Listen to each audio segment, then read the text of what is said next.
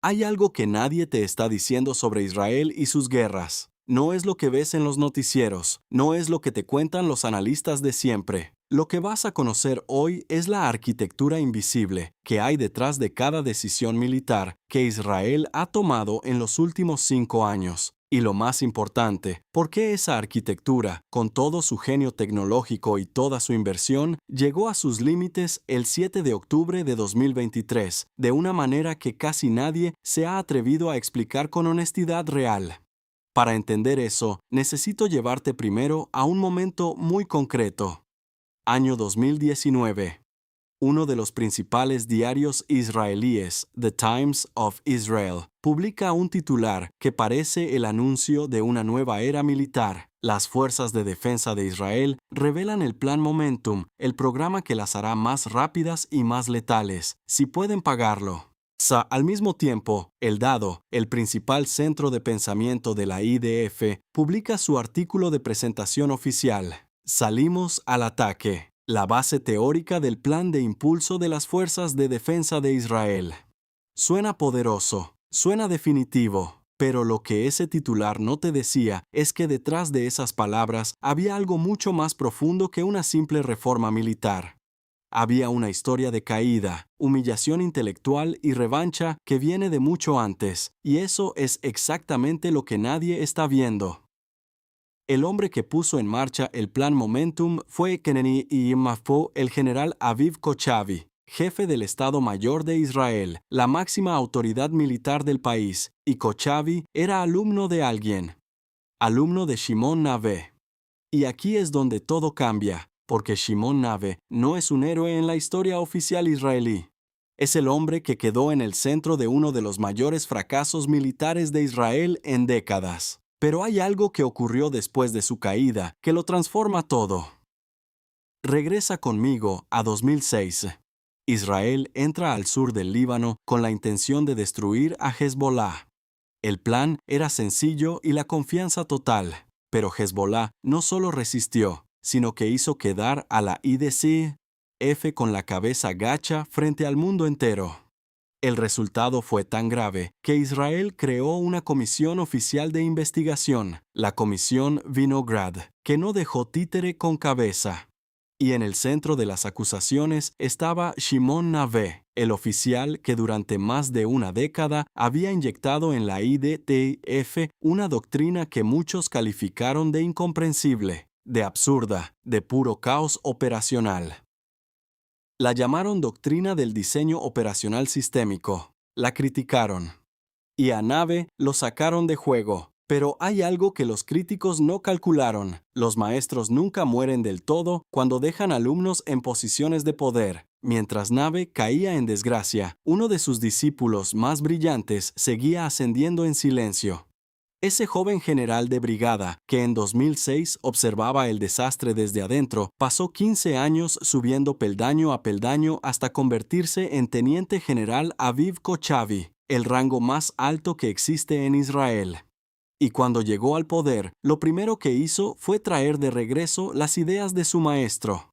Solo que esta vez con un ejército del siglo XXI, con drones, inteligencia artificial, guerra multidimensional y un presupuesto dispuesto a pagar lo que hiciera falta. Y la pregunta que nadie se hacía en 2019 era la que más importaba. ¿Funcionó esta vez o se repitió exactamente el mismo error con mejor tecnología? Para responder eso tienes que entender qué es realmente el diseño operacional sistémico. Y aquí quiero que me sigas con atención, porque esto separa a los analistas superficiales de los que genuinamente comprenden cómo piensan los ejércitos modernos. El SOD no es una doctrina militar clásica, es una metadoctrina, un método para crear doctrinas desde cero, destruyendo todo lo que dabas por sentado antes de planear cualquier operación.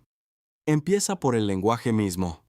Nave decía que el problema de los militares es que piensan con conceptos del siglo XIX. Hablan de campo de batalla, una explanada donde dos ejércitos se colocaban frente a frente.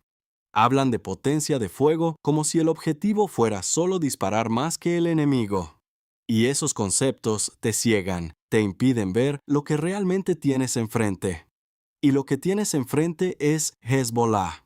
Y aquí hay un punto que parece menor, pero que lo transforma absolutamente todo. ¿Cómo llamas a Hezbollah?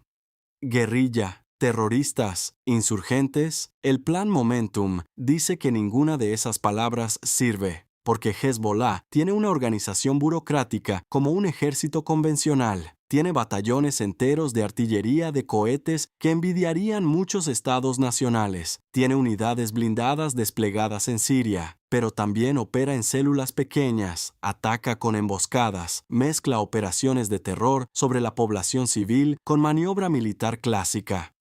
Entonces Kochavi y los suyos los llaman diferente: ejércitos terroristas de cohetes, ejércitos por su estructura organizativa, terroristas porque su objetivo no es destruir a las fuerzas israelíes en campo abierto, sino aterrorizar a la población para presionar al gobierno, y de cohetes porque esa es su arma central.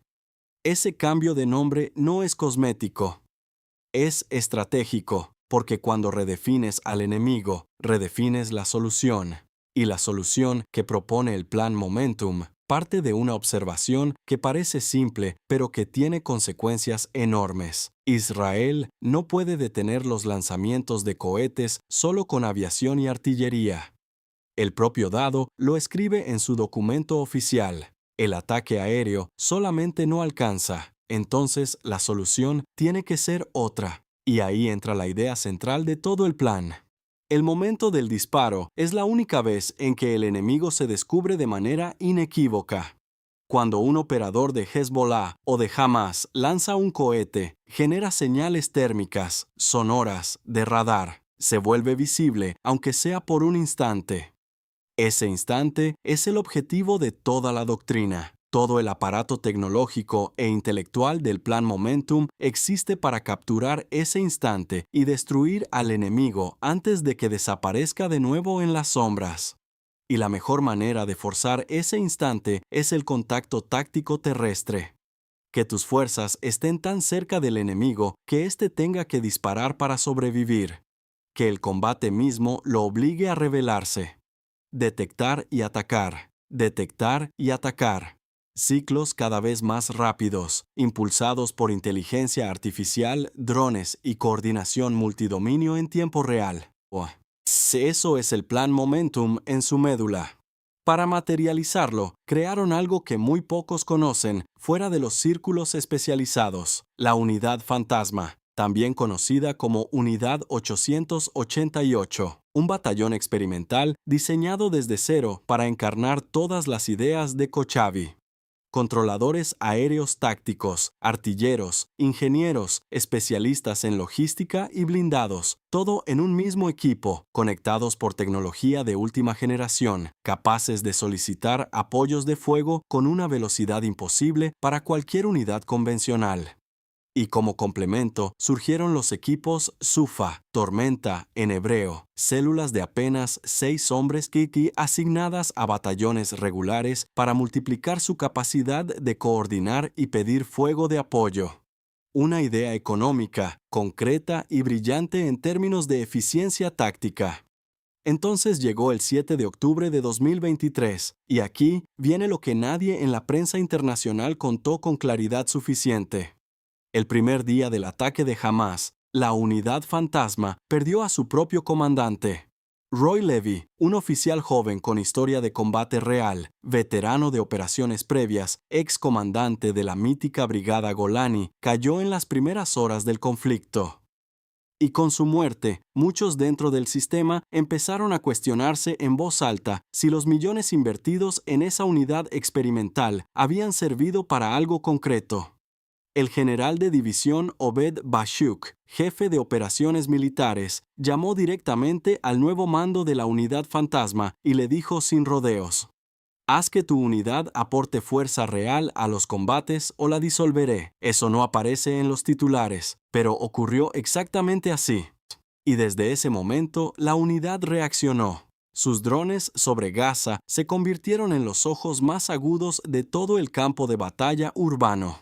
Sus morteros de precisión, capaces de perforar estructuras endurecidas de varios pisos, abrieron caminos que otras unidades no podían abrir. Lleva meses en operaciones continuas, posiblemente más que cualquier otra unidad de la IDF en este conflicto. Eso no es poca cosa. Pero hay un pero que ningún análisis honesto puede ignorar. Hamas sigue atacando por sorpresa, sigue apareciendo de túneles cuando nadie lo espera, disparando y desapareciendo antes de que cualquier sistema de detección alcance a reaccionar. Ese contacto táctico permanente, que era la piedra angular de todo el plan Momentum, esa fricción constante que obliga al enemigo a rebelarse para destruirlo.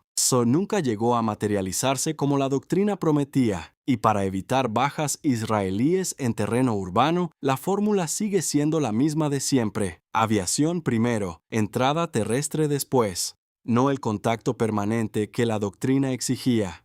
Entonces, ¿qué nos dice todo esto?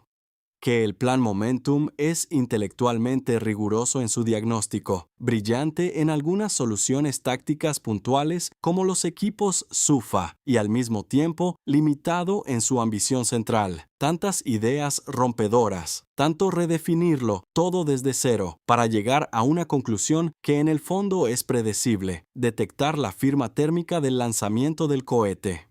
Eso es el núcleo. No hay una respuesta política de fondo. No hay una solución al problema estratégico más profundo. Hay tecnología y velocidad. Una campaña por información bruta en lugar de fuego bruto. Sí, matar moscas con cañonazos, pero ahora detectando las moscas con un F-35.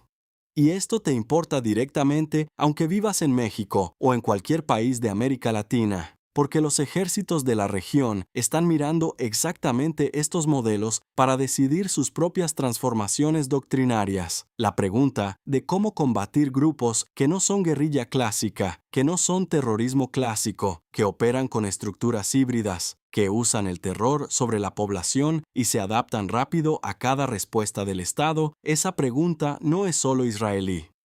Es exactamente la pregunta que enfrenta México con el crimen organizado, Colombia con actores armados rearmados y varios países de la región con grupos que crecen en capacidad y en sofisticación cada año. Lo que funciona y lo que falla en Gaza no es una historia lejana.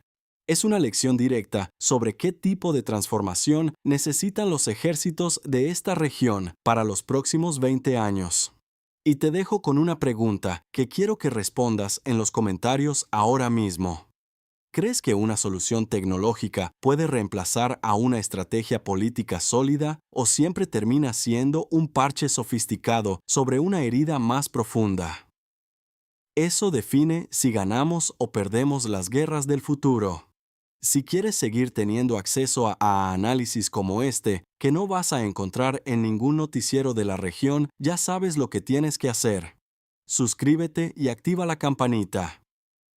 Aquí somos los que sí vamos a la reunión privada y te contamos lo que realmente pasó.